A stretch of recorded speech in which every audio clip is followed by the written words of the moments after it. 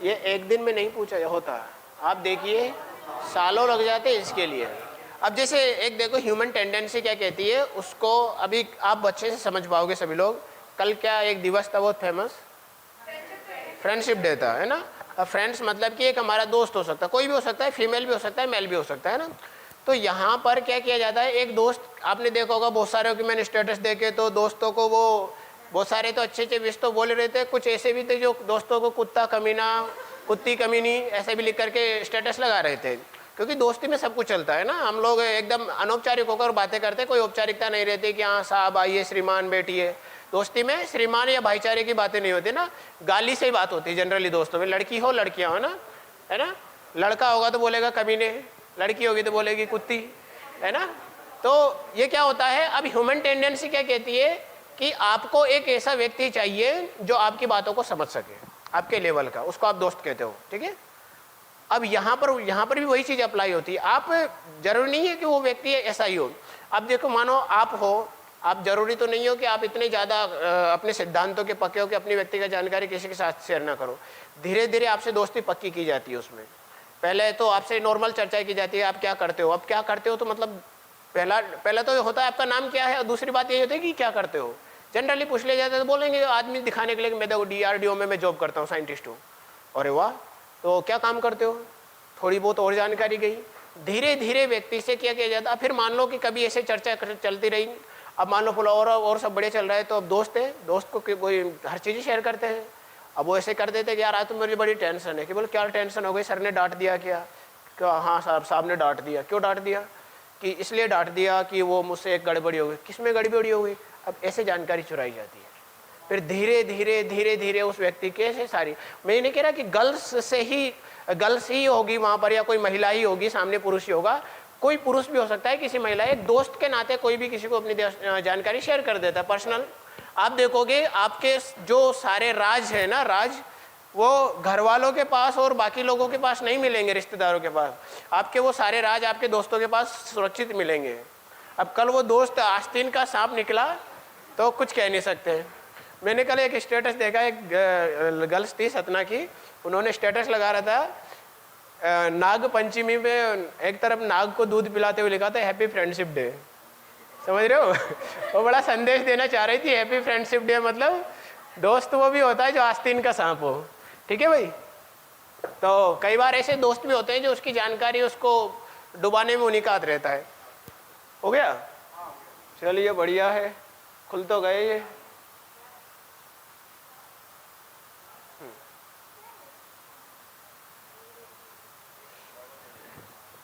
ठीक है, तो यहाँ पर हम क्या कर रहे हैं, वो जो आप हनी ट्रैप की बात कर रहे हो वहाँ पर हमें ध्यान रखना पड़ेगा। यहाँ पर कोई भी व्यक्ति हो, अगर आपसे किसी जानकारी मांग रहा है कैजुअली, आप उसको ना दें, व्यक्तिगत जानकारी आप कभी ना दें। और इस मामले में वहीं पे मत जाएं, आपके साथ भी हनी ट्रैप हो सकता है, चाहे वो गर्ल्स हो या बॉयज़ हो। आप सोशल मीडिया प्लेटफॉर्म से जुड़े हुए हो, वो सबसे ज़्यादा जानकारी वहीं से शेयर होती है। आप पहली बात का ध्यान रखेंगे, अभी साइबर क्राइम बड़े स्तर पर चल रहा है। अभी 2-4 दिन पहले एक और नया रैंसमवेयर आ गया है, अकीरा नाम से, पढ़ा होगा आपने भी, एडिटोरियल में आया, अकीरा नाम से रैंसमवेयर आ गया है, जो व्यक्ति के डाटा को क्या करता है, उसके डाटा को हाईजैक कर लेता है, फिर बदले में फिरौती मांगता है कि इतना पैसा दो, नहीं तो आपका डाटा पूरा हैक कर लिया जाएगा। अब आप सामान्य आदमी हो तब तो कोई फ़र्क नहीं पड़ेगा, लेकिन आप किसी संस्था से जुड़े हुए हो, कोई बड़े व्यक्ति हो, तो उस संस्था की जानकारी आपकी हैक कर ली जा सकती है। जैसे मान लीजिए मैं संस्था से जुड़ा हुआ हूँ, एक जिम्मेदार पद पर हूँ, अब मेरी कोई जानकारी मैं सोशल मीडिया यूज कर रहा हूँ और मेरी कोई जानकारी मैं उनको शेयर कर रहा हूँ, संस्था की पर्सनल जानकारी, तो मेरे साथ खतरा हो सकता है। वो मेरे सिस्टम को हैक कर लेंगे, हाईजैक कर लेंगे एक प्रकार से, और लिख देंगे उस पर कि जब तक इतने पैसे इस अकाउंट में ट्रांसफ़र नहीं होंगे तब तक ये नहीं खुलेगा आपका। इतना खतरनाक वायरस, ऐसे बहुत सारे वायरस के मतलब एक प्रकार के सॉफ्टवेयर आ गए हैं। तो आप भी अपनी जानकारी, पर्सनल जानकारी कोई भी सोशल मीडिया पे देने से बचें, है ना। सोशल मीडिया का आप यूज करिए पर थोड़ा सा सावधानी से, क्योंकि मैं नहीं कहता, यूपीएससी कहता है। यूपीएससी क्या कहता है, सोशल मीडिया अंतर्निहित रूप से एक स्वार्थपरायण माध्यम है। लिखिए, प्रश्न आया था ये, आपसे नहीं बोल रहा, लिखिए, उसमें लिखा था लिखिए उसमें वो लिखा था कि लिखिए, सोशल मीडिया अंतर्निहित रूप से स्वार्थपरायण माध्यम है, लिखिए। तो इनहेरेंटली क्या है, एक सेल्फिश मीडियम है सोशल मीडिया। और उन्होंने बोला कि क्यों है, आप विचार व्यक्त किए।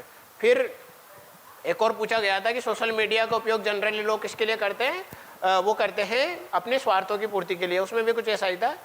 तो सोशल मीडिया बहुत सोच समझ के, आप लोग अपनी कोई भी पर्सनल जानकारी, आप अपना डेट ऑफ बर्थ, खासकर अपना पर्सनल जो कॉन्टैक्ट नंबर है, इन सभी को क्या करें, हाइड रखें, है ना। आप अपनी इमेज या जो भी आप डीपी जिसको बोलते हैं, तो वो डीपी आप बताएं बस, और डीपी को भी लॉक रखें, ताकि कहीं ऐसा ना हो कि आपके डीपी के फोटो वगैरह चुरा करके कोई फेक आईडी बना ले। तो उसमें सब ऑप्शन आते हैं सिक्योरिटी का, बिना आपकी परमिशन के उसको कोई भी आपकी डीपी तक को भी नहीं देख सकता, जबकि आपका जब तक वो आपका कोई दोस्त नहीं है, आपने उसको परमिशन एक्सेस करने की परमिशन नहीं दी है तब तक। तो सोशल मीडिया चलाने के दौरान आप भी थोड़ा ध्यान रखिए, सभी लोग, है ना, कोई भी हो सकता है आपकी जानकारी हैक कर सकता है, आपकी जानकारी ले सकता है, आपसे दोस्ती हो सकता है, कोई फर्जी आईडी आपके दोस्त के नाम पर बना ले और आपको लगा कि मेरा कोई दोस्त है, पता चले बाद में कि कोई और था। ठीक है, तो आपको ये ज़्यादातर लोग जाते हैं ना कि आईएसआई ने इनको वो किया, ब्रेन वॉश किया और अपनी तरफ बुला लिया। जो आईएस जो होते हैं ना, आतंकवादी संगठन, तो वो भी क्या करते हैं, लोगों को इसी सोशल मीडिया के माध्यम से बुलाते हैं। मतलब पहले तो दोस्ती बढ़ाएंगे, फिर और गहराई में जाएंगे, उससे पर्सनल चर्चा करेंगे, और उसके बाद में फिर वो व्यक्ति धीरे धीरे उन पर विश्वास करके चला जाता है। तो हमें बचना है इस मामले में। ठीक है, अपनी पर्सनल जानकारी शेयर नहीं करेंगे। अपने व्यक्तिगत अगर फैमिली से रिलेटेड कोई ऐसा फोटो है जो कि लगता है कि खतरा हो सकता है इसको, तो उसको बचे। कोई ऐसा डॉक्यूमेंट है आपका तो उसको शेयर ना करें। बहुत सारे लोग मैंने देखा है ये भी शेयर कर देते हैं कि आज मेरा आधार कार्ड अपडेट हुआ है ना, आज मेरी मार्कशीट आ गई है। तो ऐसे डॉक्यूमेंट शेयर करने से बचे, वो मार्कशीट के माध्यम से, क्योंकि आजकल सब कुछ ऑनलाइन हो चुका है, कहाँ से आपकी क्या जानकारी पता कर ले पता ही नहीं चलेगा आपको। तो बचे थोड़ा ऐसी चीज़ों में। ठीक है, आ जाते हैं अपने टॉपिक पे।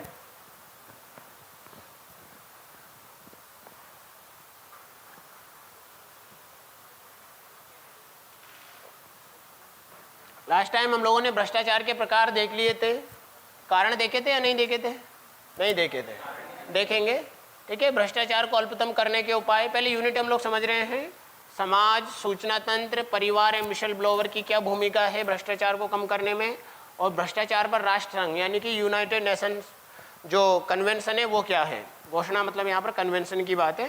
भ्रष्टाचार का मापन, मेजरिंग ऑफ करप्शन। ठीक है, ट्रांसपेरेंसी इंटरनेशनल क्या है, और लोकपाल और लोकायुक्त क्या है, इसके बारे में हम लोग जानेंगे। इंग्लिश भी थोड़ा इसका देख लेते हैं। यूपीएससी वाले ध्यान देंगे, यूपीएससी वालों की इतनी बड़ी यूनिट में इतना खुलकर नहीं दिया गया है, बस एक चीज़ उसमें दी गई है, चैलेंजेस ऑफ करप्शन, मतलब भ्रष्टाचार की चुनौतियाँ। ठीक है, तो अब हमें करप्शन में क्या क्या पढ़ना है वो हमें थोड़ा ध्यान देना है। Types of causes of corruption. ठीक है, types and causes of corruption यानी कि कम करने के भ्रष्टाचार के कारण और प्रकार। इफेक्ट ऑफ करप्शन, भ्रष्टाचार का प्रभाव। अप्रोचेस टू मिनिमाइजिंग करप्शन, भ्रष्टाचार को अल्पतम करने के उपाय। Role of society, media, family and whistle blower. ठीक है, United Nation Convention on Corruption और मेजरिंग करप्शन। ठीक है, फिर हम लोग इस संस्था के बारे में पढ़ेंगे, और ये दोनों संस्था, ये भी संस्था ये लोकपाल लोकायुक्त, इनके बारे में पढ़ेंगे।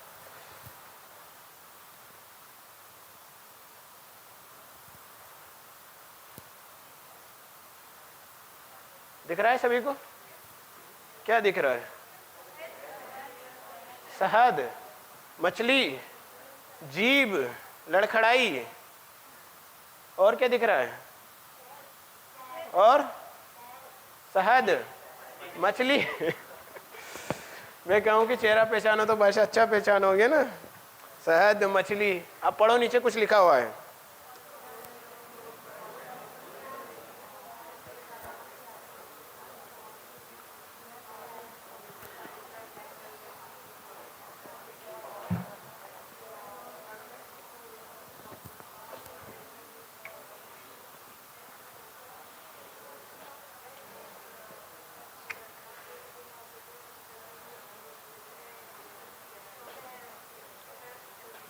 पढ़ लिया?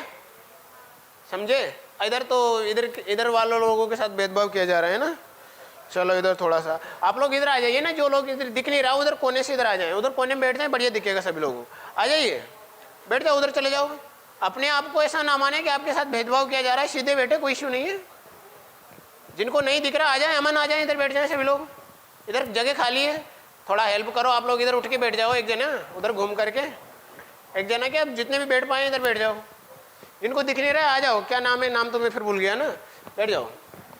कौटिल्यस व्यूज ऑन करप्शन, करप्शन पर चाणक्य, कौटिल्य जिसको हम विष्णुगुप्त भी बोलते हैं, उनका क्या व्यू है, उनका क्या दृष्टिकोण है इस पे, तो समझिए क्या है, पढ़िए। Just as it is impossible not to taste honey और पॉइजन, मतलब शहद और जहर, that one may find at the tip of one tongue. ठीक है भाई, यहाँ पर ये कहना चाह रहे हैं कि अगर आपकी जुबान पर शहद है, रख दें, मैं रख देता हूँ आपकी जुबान पर एक बूंद शहद रख देता हूँ या एक बूंद जहर रख देता हूँ, ठीक है, आप ना चाहते हुए भी उसका स्वाद ले ही लोगे। ठीक है, जुबान पर शहद रखा हुआ है तो पॉसिबल, ये सामान्य तो व्यवहारिक दृष्टि से नहीं है कि आप उसका स्वाद ना ले पाएँ, थोड़ा तो आपको स्वाद आएगा ही आएगा। ठीक है, आगे समझिए। So it is impossible for one dealing with government funds not to taste at least a little bit, bite भी बोलो, और किंग्स वेल्थ, उसी प्रकार से एक राजा का धन है, ठीक है, जिसको हम बोलेंगे गवर्नमेंट फंड, उससे जुड़ा हुआ कोई ऑफिसर होगा जो कि बोलेंगे सरकारी कर्मचारी, राजा का राज कर्मचारी। ये कौटिल्य ने उस समय पे गई थी, चंद्रगुप्त मौर्य के टाइम पे। So it is impossible to dealing with government fund, सरकारी खजाने के साथ में डीलिंग करने वाला कोई व्यक्ति, ये भी संभव नहीं है कि उस खजाने में से एटलीस्ट ए लिटिल बाइट, एक छोटा सा टुकड़ा भी ना मारे।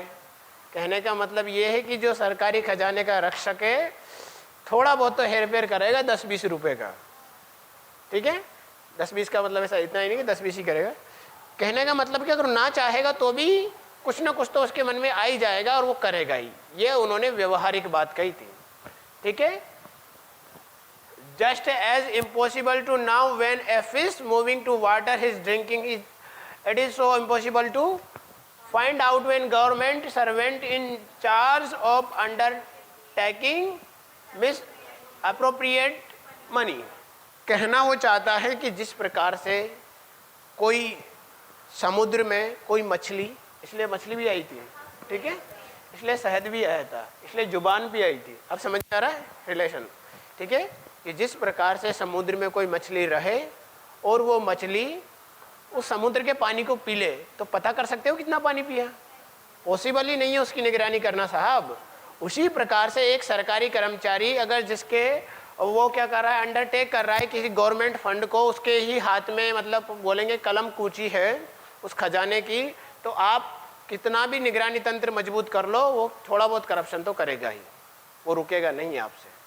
ठीक है, तो कौटिल्य ने उस समय पे सोची, कब की बात थी? चंद्रगुप्त मौर्य यानी भारत के पहले चक्रवर्ती सम्राट कहे जाते हैं, उस समय की बात थी। उस समय पे ये बात कह दी थी और आज ये पूरी तरीके से लागू नहीं होती क्या? 100% प्रासंगिक है ये, रिलेवेंट है ये। ठीक है, दो उदाहरण उन्होंने क्या दिया कि जिस प्रकार से जुबान पे एक शहद की बूंद रख दो या फिर एक जहर की बूंद रख दो, ना चाहते हुए भी आप उसका स्वाद ले ही लेंगे, उसी प्रकार से आप अगर करप्शन, आप किसी सरकारी खजाने के रक्षक हो, उसका कोष की जानकारी आपको है, तो आप उससे करप्शन करेंगे ही करेंगे। जिस प्रकार से एक मछली को समुद्र में उसने कितना पानी पी लिया उसका पता नहीं लगाया जा सकता है कि प्रैक्टिकली वो पॉसिबल नहीं है, उसी प्रकार से कोई एक ऑफिसर है उसने कितना करप्शन किया उसका पता लगाना नामुमकिन है, क्योंकि आंकड़ों में आंकड़े उसी के पास है, खजाना उसी के पास है, हेरफेर करना उसी का काम है। ठीक है, तो हम उसको एकदम जीरो तो नहीं कर सकते, ये कौटिल्य स्वीकार करते हैं। तो हम क्या कर सकते हैं? अल्पतम कर सकते हैं। क्या लिखा हुआ है? भ्रष्टाचार को खत्म करने के उपाय नहीं, अल्पतम करने के उपाय, क्योंकि उनको भी पता है कि भ्रष्टाचार खत्म नहीं होगा, अल्पतम हो सकता है, कम से कम हो सकता है। आदर्शवादी कंडीशन शायद ही आए कि भ्रष्टाचार एकदम खत्म हो जाए, पर हम कम से कम करें ताकि जो करप्शन परसेप्शन इंडेक्सन है ना, उसमें हमारी रैंकिंग सुधर जाए, एटलीस्ट इतना तो करें। आगे आएगा करप्शन परसेप्शन इंडेक्सन और इंडेक्स। चलिए ये क्लियर है सभी को? ये याद रखना, आगे कभी इससे पूछा जा सकता है प्रश्न कि कौटिल्य की प्रासंगिकता क्या है। तो आप अगर प्रश्न इतना भी आए ना कि कौटिल्य की वर्तमान में प्रासंगिकता क्या है या चाणक्य की प्रासंगिकता क्या है, तो आप बता सकते हो भ्रष्टाचार पर उनके उपाय अभी तक भी प्रासंगिक है। या करप्शन पे ना भी आए तो भी आपको लिखना है कि कौटिल्य की क्या प्रासंगिकता है। बिल्कुल पूरा कोट करिए ना, पूरे उदाहरण को कोट करिए, मछली को यूज करिए, आप शहद को, जहर को यूज करिए और सरकारी अधिकारी को यूज कीजिए। प्रासंगिक है अभी भी, उतने सालों से अभी तक उनकी कही गई बात आज भी प्रासंगिक है। ठीक है भाई, ये पैसा बोलता है। बोलता है, क्या बोलता है? खर्च करो। हाँ, क्या बोलता है पैसा? अभी तो सबके चेहरे खिले हुए हैं तो अच्छा ही बोल रहा होगा, है ना? करप्शन करो। अरे वाह, अब बताओ ये क्या बोलता है? अरे ये तो अब इसके संदर्भ में पढ़ो, इस करप्शन के संदर्भ में। एक कहता है ईमानदार रहो, करप्शन मत करो। पैसा भले ही बोलता है पर आपको पैसे से नहीं बोलना। ठीक है, ये कह रहा है कि सुन ले, कोई नहीं देख रहा। कौटिल्य ने भी कहा था कि चलता है थोड़ा बहुत तो, है ना? तो ये कह रहा है कान में बढ़िया प्यार से, है ना, कि ये कर सकते हैं थोड़ा बहुत तो। अब भ्रष्टाचार खत्म तो होगा नहीं तो कम करेंगे। कम करने का उपाय क्या होगा? रास्ता कौन दिखाएगा? दिल दिखाएगा या दिमाग? दिल मतलब वैसे बायोलॉजिकली कोई ऐसा वो नहीं है। दिल मतलब यह समझिए आपके अंदर की भावना है, मन। ठीक है, और दिमाग मतलब कि आपके सोचने समझने की, तर्क करने की एक बुद्धि क्षमता। ठीक है, दोनों का मतलब मैं यहाँ समझाना चाह रहा हूँ। ठीक है, अब बोलचाल की भाषा में आम आदमी को क्या समझाएंगे? तर्क शक्ति, तो वो समझ नहीं पाएगा, तो हम उसको जनरली बोल देते हैं कि एक तरफ दिल है, एक तरफ दिमाग है। मतलब एक तरफ आपकी भावनाएं हैं, आपके अंदर उसको देख करके आने वाले भाव हैं, और दूसरी तरफ आपकी तर्क शक्ति है। तो इसमें आप क्या करेंगे? संतुलन बिठाएंगे। अब संतुलन बिठाएंगे, हो सकता है आपका दिमाग तो करप्ट है ही, मतलब उतने आपका नहीं कह रहा, मतलब किसी का भी दिमाग तो करप्ट है ही, पर हो सकता है उसके दिल की भी भावना यही कहती हो कि मन तो कह रहा है कि एक बाइट मार लिया जाए, मतलब कि इतना पैसा है, कुछ थोड़ा बहुत हेर फेर कर लिया जाए। फिर उपाय? हाँ,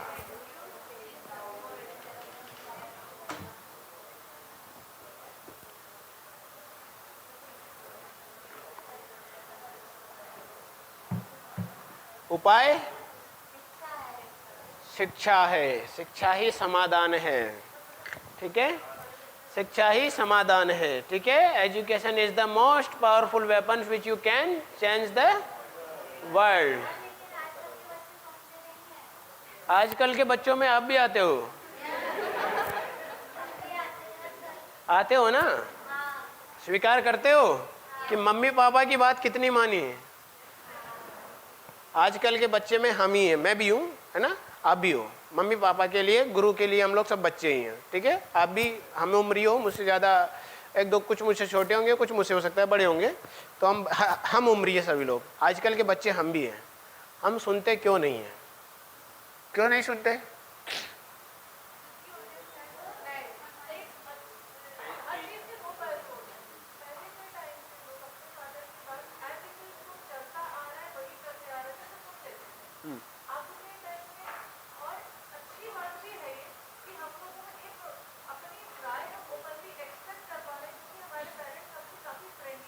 ओके,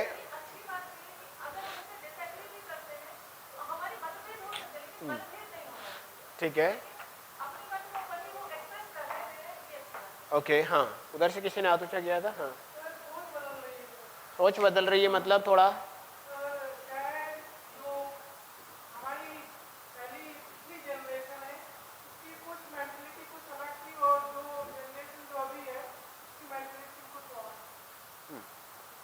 चलिए बैठ जाएं। हाँ,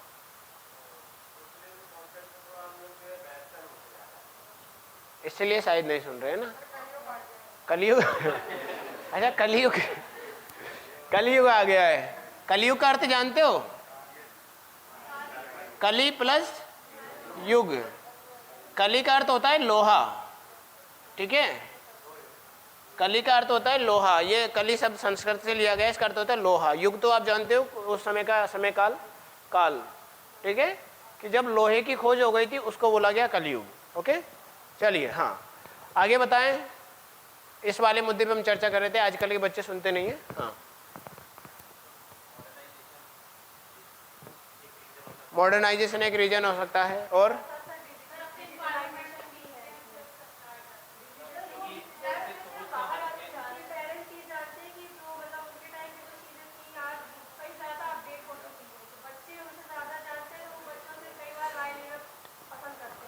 ठीक है, आजकल के मॉडर्नाइजेशन से पहले चलते, बहुत पहले चलते हैं। चलो आप अभी क्या चल रहा है, मॉडर्न चल रहा है ना, मिडाइवल में चलो। अकबर की सुनी थी जहांगीर ने, वो अनारकली वाला भी बीच में आ जाता है स्टोरी ना। शाहजहाँ की सुनी थी क्या नाम था उन्होंने, नहीं शाहजहाँ के बेटे कौन थे, औरंगजेब, उनकी सुनी थी शाहजहाँ की, नहीं सुनी, मिडाइवल में भी नहीं सुनी ना। और चलते हैं, एंसेंट में चलते हैं। बिंदुसार की सुनी थी अशोक ने, नहीं सुनी थी ना। यहां तक कि और उसके भी पहले चलते हैं, बिंबिसार की सुनी थी उसके बेटों ने, बाप को मार डाला, उसके बेटे बिंबिसार के बेटे को उसके बेटे ने मार डाला है ना, उन्होंने भी नहीं सुनी। उस समय तो मॉडर्न नहीं था, तो ये जनरेशन गैप तो उस समय में भी था।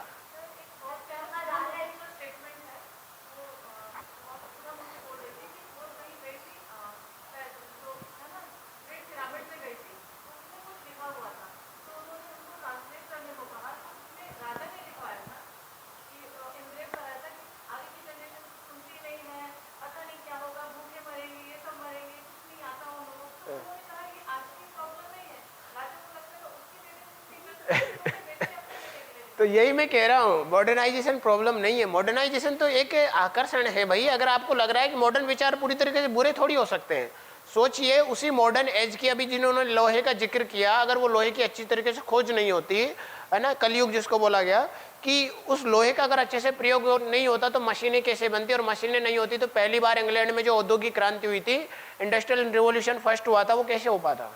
आज ज़्यादातर मशीनें लोहे की बनती है। सेकंड, आप देखोगे मॉडर्नाइजेशन गलत कैसे हो सकता है। जिस कंप्यूटर को भारत में इसलिए कह करके नकार दिया गया कि कंप्यूटर आएगा तो बेकार की मशीन है, उलझुल मशीन है, ऐसी सब कुछ चीज़ें कहा गया। बाद में आज देखो कि पूरा भारत कंप्यूटर का दीवाना है। इसको जब कंप्यूटर आया उसको बोला गया कि थर्ड इंडस्ट्रियल रिवोल्यूशन है। इलेक्ट्रिसिटी आ गई थी, उसको सेकंड रिवोल्यूशन बोला गया। और अभी हम लोग फोर्थ रिवोल्यूशन की बात करें, उसी कंप्यूटर को बेस बना करके आर्टिफिशियल इंटेलिजेंस या इंटरनेट ऑफ थिंग्स जिसको हम लोग बोलते हैं, ऑटोमेशन युग। तो ऑटोमेशन युग हम लोग चौथी औद्योगिक क्रांति के दौर में, फोर्थ इंडस्ट्रियल रिवोल्यूशन। तो ये गलत नहीं है, मॉडर्नाइजेशन सही है ना। और अब आपको पता है कि यार सिक्के के दो पहलू होते हैं, अच्छे के साथ बुराई आती है, वो एकदम चलती पैरेलल चलती है। अब आपको देखना यह है, बहुत सारी मूवियों के आपने डायलॉग सुने होंगे कि माचिस आपके पास सबके पास रहती है।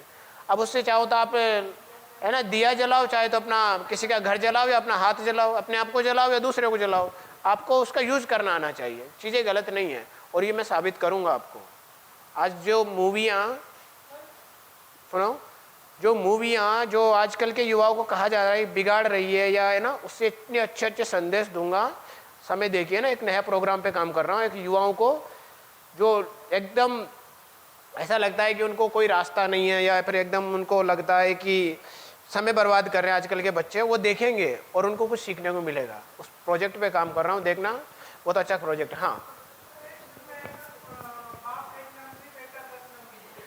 हाँ, ये भी है, माता पिता से भी सीखते हैं। चलिए, अब मुद्दा ये नहीं है कि आजकल के बच्चे सुनते नहीं है या सुनते हैं, कुछ और कह रहे हो। जनरेशन गैप मतलब आप समझिए, जनरेशन गैप मीन्स होता है यहाँ पर विचारों का गैप, विचारों में अंतर होना। अब ये ऐसा नहीं कि बेटा बाप की नहीं सुनता, बाप भी तो बेटे की नहीं सुनता आपके पापा आपकी बात मानते हैं जनरली, बहुत कम है ना, मजबूरी में मानते हैं। क्यों मानते हैं, मैं भी बता रहा था ना, उसका एक उदाहरण बताता हूँ आपको, ठीक है। अपने लक्ष्य को आप क्या मानिए, एक उदाहरण बताता हूँ। अपने लक्ष्य को, DDLG देखिए, हाँ, आपको क्या करना है, IAS बनना है, ठीक है, IPS बनना है, PCS बनना है, DC बनना है, डेप्यूटी सुपरिटेंडेंट बनना है, SP बनना है, जो भी आपको बनना है। उस लक्ष्य को मानिए कि वो लक्ष्य राज है, राज, ठीक है।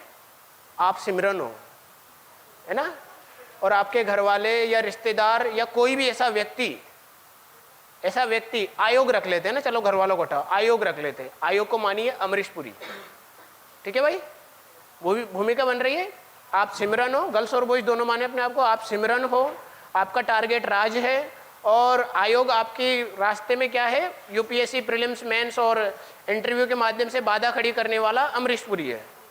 इतनी मेहनत करो, इतनी सख्ती से मेहनत करो, इतने लगन के साथ करो कि आपको कोई रोक ना सके, और अंत में वो जो आयोग नाम का अमरीश पुरी है ना, आपको मजबूरी में कहना पड़े कि जा सिमरन जा। हाँ, तो ये अच्छी सीख लो उससे, है ना, कि रोक ना सके कोई भी आपको, ना बोले कि पद आपका इंतजार कर रहा है, जाइए आप पद धारण करिए। समझ पाए? अब बताओ, मूवी तो वही थी, संदेश गलत दिया क्या? ठीक है, मैं तो यहाँ भी कहता हूँ वो एक मूवी को बड़ा बदनाम किया गया, क्या नाम था उसका, शादी में जरूर आना। उस लड़की को विलन बनाया गया, वो लड़के को हीरो बनाया गया कि एकदम वो लड़का हीरो था कि ठुकरा के मेरा प्यार देखिएगी, है ना, इवन। अब देखिए, मैं कहता हूँ आपको हर लड़के और लड़की को आरती शुक्ला होना चाहिए। आरती शुक्ला जो उसमें महिला किरदार करती है, वो हीरोइन, हर व्यक्ति को आरती शुक्ला होना चाहिए कि एक तरफ आपके सामने आपका प्यार है, आपका घर बार है, आपके रिश्तेदार है, शादी है, पूरा एक अच्छा गृहस्थी जीवन है, और दूसरी तरफ बंदी ने देखिए किसको चुना, अपने करियर को। इतना स्ट्रॉन्ग डिसीजन लिया उसने, फीलिंग्स को कंट्रोल किया और करियर को प्राथमिकता दी। आपके सामने भी एक ऐसी परिस्थिति आ जाए कि आप एक तरफ आपके घर वाले रिश्तेदार कहे कि नहीं होगा, छोड़ दे, बंद कर दे, मत कर, लड़की हो सकता है, लड़का हो सकता है, अपने आप को आरती शुक्ला बनाओ। मैं तो कहता हूँ आरती शुक्ला बनाओ कि इतनी परिस्थिति आ जाए तो भी बंदी ने करियर को चुना। तो हर व्यक्ति के अंदर एक आरती शुक्ला पैदा करो, तब जाके आपको अंदर होना चाहिए कि किसी भी परिस्थिति में आ जाए मुझे चुनना करियर को ही है। अब बताओ गलत है क्या? बस सोचने का नजरिया गलत है। किसी चीज को किस रूप से देखें, हर चीज के दो पहलू होते हैं। मॉडर्नाइजेशन गलत नहीं है, उसके कुछ इफेक्ट है, अगर हमने उसको गलत वे में लिया तो वो गलत साबित होगा। मैं सबसे बढ़िया प्रूफ कर सकता हूँ आपको, है ना, संविधान के शिल्पी डॉक्टर बी आर अम्बेडकर एक बात कहते हैं, जब संविधान बन गया तो उसके बाद में कि किसी भी देश का संविधान कितना ही अच्छा क्यों ना हो, अगर उसको लागू करने वाले व्यक्ति गलत होंगे या फिर बुरे होंगे तो वह संविधान अंततः बुरा ही साबित होगा। और किसी देश का संविधान कितना ही अच्छा क्यों ना हो और कितना ही बुरा क्यों ना हो, अगर उसको लागू करने वाले व्यक्ति अच्छे होंगे तो अंततः संविधान अच्छा ही साबित होगा। तो वो वहां पर क्या कहते हैं, वो कहते हैं कि ये लागू करता है उन व्यक्ति, ये डिपेंड करता है उन व्यक्तियों पर कि वो उसका यूज कैसे करें। हम सभी संविधान निर्माताओं ने, मतलब जो भी संविधान सभा के सदस्य थे, सभी ने अपनी पूरी मेहनत के 3 साल से मेहनत से सभी ने मिलकर के संविधान को बनाया, पर लागू करने वालों के ऊपर निर्भर करेगा कि अब वो उस किस परिस्थिति में कैसा लागू करें। तो संविधान गलत नहीं है, कई लोग कहेंगे संविधान गलत नहीं, लागू करने वाले के ऊपर निर्भर करता है कि उसका कैसे लागू करें। तो कोई भी चीज़ गलत नहीं होती, उसका यूज करना आना चाहिए। और आपके अंदर क्या होनी चाहिए, एक ऐसा पोटेंशियल होना चाहिए, आपके अंदर ऐसी टेंडेंसी होनी चाहिए कि आप उसमें से हमेशा पॉजिटिव चीज़ें निकालो। और उसमें से पॉजिटिव चीज़ अगर आपको निकालना आ गया, यानी कि आपकी मेंटलिटी, दृष्टिकोण आपने पॉजिटिव बना लिया, कोई आपके सामने बुरी चीज़ डालेगा और आपने उसमें से अच्छी चीज़ को ग्रैब कर लिया, तो आप मानिए कि आपके अंदर वो अप्रोच है एक ऑफिसर बनने की। क्यों? क्योंकि बुराइयां प्रशासन में मौजूद है, इसी को कम करने के लिए आप लोगों को बुलाया जा रहा है, बुराई निकालने के लिए नहीं। कमियां तो एक आम आदमी में निकाल देगा, एक नेता निकाल देगा, आपको उपाय के लिए बुलाया जा रहा है। तो आप अच्छी चीज़ें देखो उसकी, समझ पाए? तो थोड़ा इस पर फोकस करें। मॉडर्नाइजेशन बुरा नहीं है, तो अब इसके लिए उपाय क्या होगा? भाई करप्शन तो है, इसके लिए उपाय बताएगी कौन? एथिक्स। ठीक है भाई, एथिक्स बताएगी कि हमें किस प्रकार से किन चीज़ों को धारण करना है, किन चीज़ों को धारण नहीं करना है। ठीक है, इसीलिए मैंने शुरुआत में आपको ये पिक बताई कि आदमी पॉजिटिव, अगर आप सही शिक्षा लोगे तो सही दिशा में जाओगे, है ना। आपका खुद का दिल और दिमाग है, आप चाहें जो डिसीजन ले सकते हैं। जब आप ऑफिसर बनोगे, आप चाहोगे तो भावनाओं में बह करके करप्शन करें, चाहो तो आप अच्छी भावनाएं भी आपके अंदर हो सकती है तो आप करप्शन ना करें, है ना। आपके अंदर आपका विवेक रहेगा, ये चित्र आपके विवेक का प्रतीक है, विजडम। ये बताएगा आपको कि क्या गलत है क्या सही है, तर्क आपके दिमाग में खुद चलेगा करने से पहले, और आपने उसमें सही समय पर सही फैसला ले लिया, अपने दिल और दिमाग में आपने क्या कर लिया, बैलेंस बना लिया, तो आप डिसीजन लेने से, गलत डिसीजन लेने से बच जाओगे। ठीक है भाई, इसलिए कह रहा हूं क्योंकि आपका डिसीजन आपके अकेले का डिसीजन नहीं है। किनका डिसीजन है? किनका डिसीजन है? आपका डिसीजन आपके ऊपर ही प्रभाव नहीं डालेगा। आप जिस, हो सकता है किस जिले में भी ना हो, किसी आप राज्य के किसी विभाग में हो तो राज्य के किसी विभाग के हेड भी बनेंगे। आईएएस ऑफिसर बनने के बाद में आप पहले किसी जिले के एसडीएम बनेंगे, एसडीएम बनने के बाद में फिर आप एडीएम, फिर डीएम तक भी जाएंगे। फिर उसके बाद में आपको किसी विभाग का एडिशनल या फिर हो सकता है डेप्यूटी सेक्रेटरी बना दिया जाए, फिर चीफ सेक्रेटरी उस विभाग का प्रमुख सचिव भी बना दिया जाए, या सचिव जिसको हम बोलते हैं वो भी बना दिया जाए। तो आपके ऊपर बड़ी जिम्मेदारियां रहेंगी। आपका एक प्रभाव प्रभावित करेगा, हो सकता है एक पूरे राज्य को कर दे। आज मध्य प्रदेश के वो कौन है चीफ सेक्रेटरी, मतलब प्रशासन के, सामान्य प्रशासन विभाग के मुख्य सचिव कौन है? हाँ, तो सामान्य प्रशासन विभाग के वो हैं इकबाल सिंह बैस जी। और जो बैस जी हैं वो भी क्या एक आईएएस ऑफिसर है। आप भी कल को किसी विभाग में बनेंगे। मध्य प्रदेश के जो पुलिस प्रशासन विभाग है उसके डीजीपी कौन है? नहीं पता, देख लीजिएगा, मुझे भी नहीं पता, पर मैं बता रहा हूँ कि वो भी एक यूपीएससी से सिलेक्टेड हुआ बंदा है जो आईपीएससी है ना। ऐसे एमपीपीएससी का भी कोई व्यक्ति जा सकता है उस पद पर, अगर जल्दी थोड़ा लग जाता है तो आपके ऊपर एक जिम्मेदारी रहेगी। उस जिम्मेदारी को आपको अच्छे से निर्वहन करना पड़ेगा। इस समय पे आपको अपना लॉजिकल रीजनिंग आपकी मजबूत होनी चाहिए और आपका इमोशनल कंट्रोल बढ़िया होना चाहिए, जिसको हम बोलते हैं इमोशनल इंटेलिजेंस। दोनों चीजें आपने, दिल किसका प्रतीक था? इमोशनल का। उस पर अगर आपका नियंत्रण है तो इमोशनल इंटेलिजेंट आप हो। और दिमाग किसका प्रतीक था?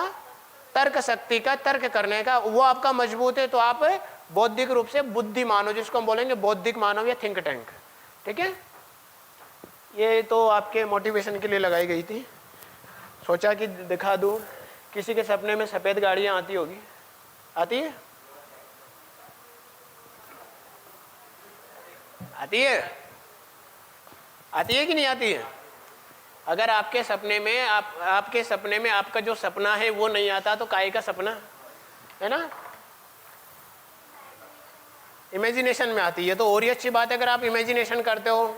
यह सबसे बड़ा हथियार है अगर आप इमेजिनेशन कर रहे हो, क्योंकि डॉक्टर एपीजे अब्दुल कलाम क्या कहते हैं? सपने वो नहीं है जो आप, सपने तो वह है जो आप, बिल्कुल। तो आप खुद समझदार हैं। हाँ, हटाए नहीं क्या, बने रहने दें। हाँ, क्या कह रहे हो? हाँ,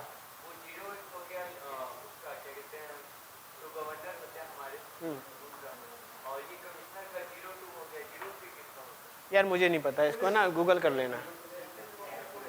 ठीक है, मेरा पोस्टिंग उसमें नहीं है, क्या बोलते हैं, आरटीओ विभाग में मुझे नहीं पता।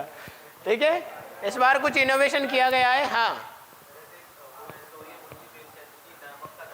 नमक का दरोगा, हाँ बहुत अच्छी स्टोरी मैंने पढ़ी थी बचपन में। हाँ,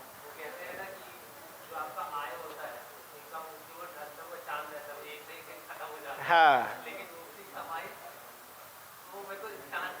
ऊपरी कमाई क्या होता है? चलो जो भी हो, पर आप बचना है इस चीज़ों से। हाँ ले लो। चलिए, इस बार मैंने कुछ इनोवेशन किया है। इसमें पहली बार ही डायरेक्ट आपको क्या कर दिया, प्रश्न पहले डाल दिए ताकि आपकी थिंक विकसित हो कि हमें टॉपिक किस हिसाब से पढ़ना है। ठीक है भाई, पहला प्रश्न पढ़िए एमपीपीएससी का, यूपीएससी के भी अभी हम लोग चर्चा करेंगे, है ना। Discuss the main effect of corruption. ठीक है, टॉपिक से बता रहा हूँ कि एमपीपीएससी में सीधा सा प्रश्न क्या था कि करप्शन के प्रभाव था ना, भी सिलेबस पढ़ा था। और यहाँ पर क्या कहा, बस उसने discuss the effect of corruption, ज़्यादा गहराई से नहीं पढ़ना। ये क्या है, विशल ब्लोअर की भूमिका से क्या आशय है ना। What do you mean by role of whistle blower. अगला कह रहा है विशल ब्लोअर से आप क्या समझते हैं, तो आप आसानी से बता सकते हो ना, अभी बताया था ना आप लोगों ने, वही विशल ब्लोअर है ना। डीएटी से आप क्या समझते हैं, इसको आगे हम जानेंगे, अंडरस्टैंडिंग द डीएटी। ठीक है, इंटरनेशनल लेवल पर हम एक संस्था के बारे में पढ़ेंगे ना, व्हाट इज ट्रांसपेरेंसी इंटरनेशनल, इसके बारे में पढ़ेंगे। भ्रष्टाचार निवारण में समाज की क्या भूमिका है। और अभी सिलेबस क्या कह रहा था, रोल ऑफ सोसाइटी, फैमिली और विशल ब्लोअर और मीडिया, 4 चीज़ों का उसने जिक्र किया था। इतना सिंपल है, इसलिए कहता हूँ कि बहुत ज़्यादा। अभी कल भी मुझे शायद अपनी संस्था, अपने यहाँ इस ग्रुप से थे, कहीं और से थी, कोई एक गर्ल्स थी जिन्होंने मुझे मैसेज किया था, बार बार मैसेज कर रही थी कि सर मुझे किताबें बता दो, किताबें बता दो। है क्या कोई आप में से? ठीक है, नहीं है, चलो कोई बात नहीं, शायद ऑनलाइन वाले होंगे। तो बार बार कह रहे थे कि हमें किताबें बता दो प्रीलिम्स के लिए, मेंस के लिए। मैंने पहले यही पूछा उनसे कि आपने सिलेबस अच्छे से समझ लिया, कि हाँ सर मैंने अच्छे से समझ लिया। तो फिर मैं इनको अच्छे से समझ लिया, हाँ इनको प्रीवियस ईयर प्रश्न सर वो तो अभी थोड़ा देखना पड़ेगा। तो मैं कहता हूँ पहले आप प्रीवियस ईयर प्रश्नों को देख लो, सिलेबस को समझ लो, जितना समझ सको सिलेबस को समझ लो। सिलेबस आपने समझने का मतलब ये नहीं है कि सिलेबस को पढ़ लेना, सिलेबस समझने का मतलब ये है कि सिलेबस में दिए गए शब्दों को आप इतना